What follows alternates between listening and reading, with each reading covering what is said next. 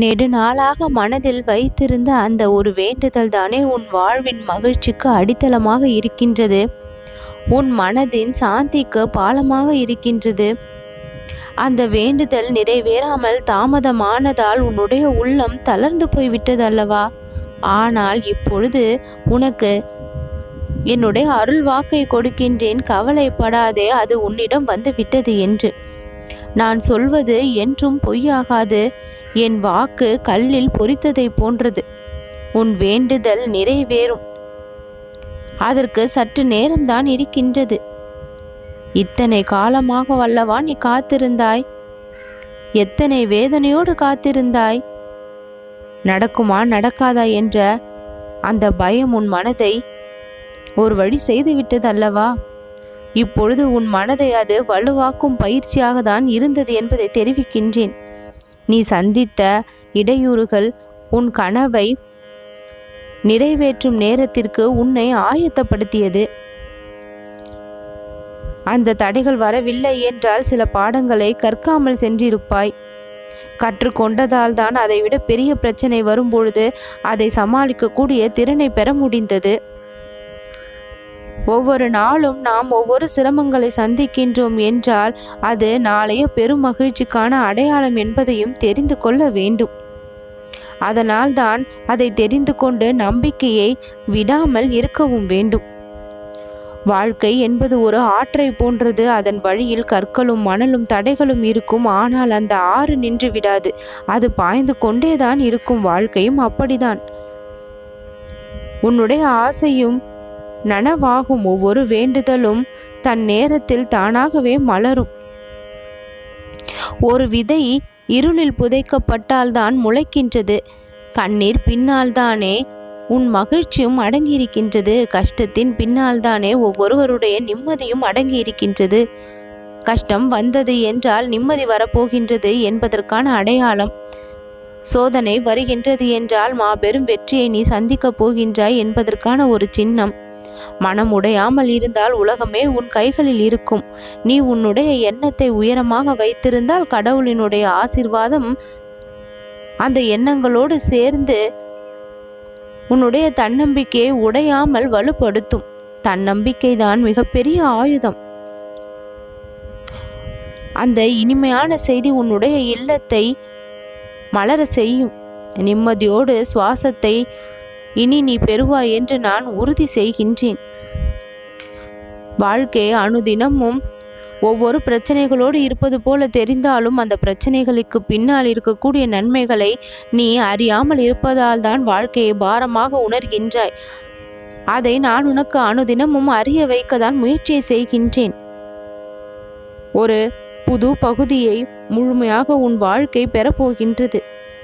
உன் மனதில் பல முறை நீ என்னை அழைத்து அந்த ஒரு விஷயத்தை சொல்லி இருக்கின்றாய். நான் கவனம் செய்து பார்த்தேன். உன்னுடைய விதியில் இருக்கின்ற அந்த ஒரு விஷயம் இப்பொழுது உன் மனதை மகிழ்விக்க வந்து கொண்டிருக்கின்றது. எல்லாமே சரியான நேரம் வரும்பொழுதுதான் கிடைக்கும் என்பதுதான் உண்மை. கிடைக்காமல் நிச்சயம் செல்லாது. உன்னை வலுவாக்கக்கூடிய அந்த கருவிகள், சிரமங்கள், பலவீனங்கள் எல்லாமே.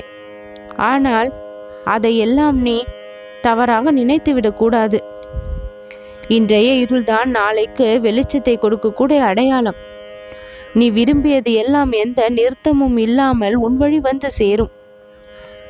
மனம் பல காயங்களை கொண்டிருந்தாலும் அந்த காயத்திற்கு மருந்து உன்னிடம்தானே இருக்கின்றது. அதை இட்டு சரி செய்து கொள்ளலாமே. மனம் வலிக்கின்றதே என்று துடித்து கொண்டே இருந்தால், மருந்திடாமலேயே இருந்தால் எப்படி குணமாகும்? உன்னுடைய ஆசை நிறைவேறாமல் நிச்சயம் போகாது. நீ என்னிடம் எத்தனை முறை சொல்லி இருந்தாலும் அத்தனை முறையும் நான் காது கொடுத்து கேட்டிருக்கின்றேன். ஒரு சிலர் உன் வாழ்க்கையை கஷ்டப்படுத்தி கொண்டு இருக்கின்றார்கள், தொல்லை கொடுத்து கொண்டு இருக்கின்றார்கள். அவர்களுடைய செயல்கள் எதுவுமே உனக்கு பிடிக்கவில்லை என்பதற்காக அவர்களுடைய செயல்களை மாற்ற உன்னால் முடியாது. அவர்கள் வழியில் அவர்கள் கர்மாக்களின்படி செய்ய வேண்டியதை அவர்களின் விதிப்படி செய்துதான் தீருவார்கள். எதை செய்தாலும் நீ பலவீனமாக கூடாது என்பதை மட்டும் நீ உறுதியாக இருந்தால் போதும். மாற்றத்தை பிறரிடம் காண வேண்டும் என்று நினைக்கும் நீ உன்னில் மாற்றத்தை கொண்டு வந்தால் அவர்களிடத்தில் மாற்றம் தானாகவே வரும். நெஞ்சில் பதிந்திருக்கும் அந்த வலியை என் கரங்கள் கரைத்து விடும். இனி நீ எப்பொழுதும் தனியால் இல்லை. ஒவ்வொரு சுவாசத்திலும் நான் உன்னோடு கலந்துதான் இருக்கின்றேன். உன் கால் தடம் விழுகின்ற இடமெல்லாம் என் பாதங்கள் முன்னாலேயே பதிந்திருக்கும். நீ செல்வதற்கு முன்னாலேயே அந்த இடத்தில் நான் சென்று பிரச்சனைகளை தவிர்த்து விடுகின்றேன். நீ செல்லும் திசை உனக்கு சரியான பாதையாக மாறும். என்னுடைய பெரிய ஆசிர்வாதம்தான் பெரிய அளவில் உன்னை உயர்த்த இப்பொழுது தயார்படுத்தி கொண்டு இருக்கின்றது. உன் ஆசை சிறியதோ பெரியதோ அதில் என்னுடைய கவனம் நிச்சயம் இருக்கும். வாழ்க்கை என்ற பள்ளியில் சோதனைதானே ஆசிரியன். அதை மதித்து நீ கற்றுக்கொண்டால் தானே வெற்றியை பெற முடியும். அந்த சோதனைகள் உனக்கு புத்திசாலித்தனத்தையும் பொறுமையையும் தானே கற்றுக் கொடுக்கின்றது. இன்று நீ சோர்ந்தாலும் நாளை அது சிரிப்பாக மாறும் என்ற உறுதிமொழியை நான் கொடுப்பதால் நீ மனதை சந்தோஷமாக வைத்துக்கொள். உன் முகத்தில் சிரிப்பு தானாக மலரட்டும். யாரிடமும் சொல்லாமல் உன் மனதில் என்னோடு மட்டும் பேசிய அந்த வார்த்தைகளில் எனக்கு கவனம் இருக்கின்றது. யாரும் உனக்கு உதவாத நேரத்தில் நான் உனக்கு துணையாக நின்று உன்னை பலமுறை காப்பாற்றி இருக்கின்றேன். உன் மனம் நடுங்கிய போது உனக்கு ஆறுதலை கொடுத்தேன்.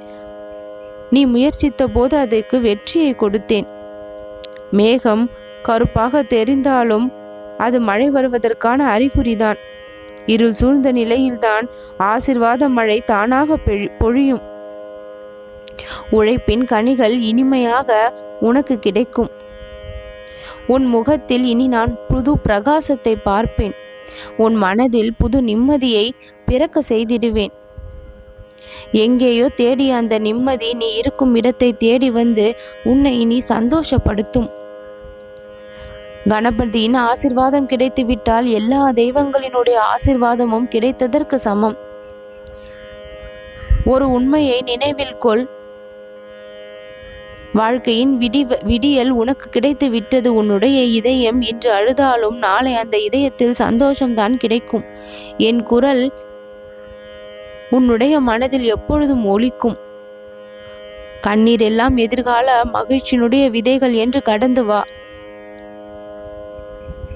வாழ்க்கை சக்கரம் எதுவாக சுழன்றாலும் நிற்கப் போவது இல்லை. அந்த சுழற்சி உனக்கு நன்மையை தரும் திசையில்தான் செல்லும். தாமரை மலர்வதற்கு சேறு தேவை, அதுபோல உன் வாழ்க்கை மலர்வதற்கு சோதனை தேவைப்படுகிறது. அந்த சோதனைகளை எல்லாம் அழகாக வென்று இப்பொழுது வாழ்க்கையை மலர செய்ய தயாராகி விட்டாய். தாமரை மலர் போல மலர்வாய். நல்லது நடக்கும்.